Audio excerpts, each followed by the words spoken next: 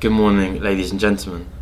So I'm joining you from Shanghai, where we've witnessed one of the biggest sell-offs since 2007.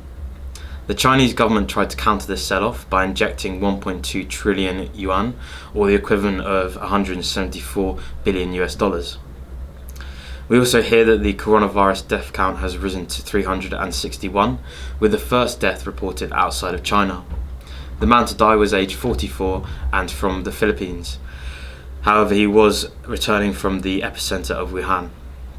We're also to hear Boris outline his terms with the European Union as negotiations are to go ahead. If we move to indices, we see that there was a massive sell-off in the Asian session. We saw that the Shanghai Composite fell a massive 7.72% as markets reopened. This was the biggest sell-off since 2007, and the Composite touched a one-year low. We also see that the Nikkei 225 fell 1.01% and the Australian index fell 1.34%, with the worry of bushfires entering Sydney. If we move to the European session and US futures, we see that the stocks are rebounding, where the FTSE is up 0.55%, the Dow Jones is up 0.55%, and the S&P is up 0.6%. If we move to shares, we see that Ryanair reported their earnings. They upgraded their full-year expectations of profit from 800 million to 900 million band to the 950 million to 1.05 billion band. Shares rose a massive 4.8%, but however Ryanair was dovish with their expectations for futures with the drag of the 737 MAX.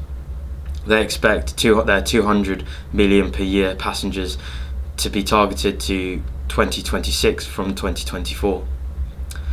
We also hear that Nissan is hoping to exploit the UK market after Brexit. They're anticipating sales of 1 in 5 as they look to shut Barcelona and French operations and exploit the Sunderland operations. The share, however, is down 1.58%. If we move to FX, we see that the pound has been sold off with worries of a hard Brexit as Boris is to outline his terms. It is down 0.66% against the US dollar.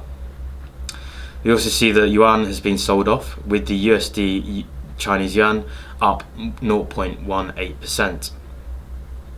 We see that the USD Japan is up 0.25% with the dollar rebounding with US stocks rising. If we move to commodities, we see that gold is down with positive sentiment from the European and US futures session.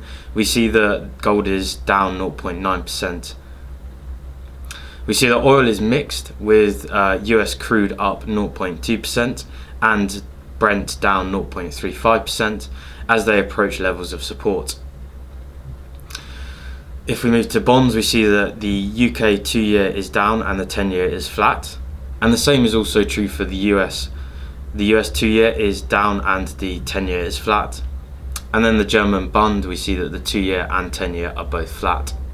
Thank you for listening. Have a great Monday.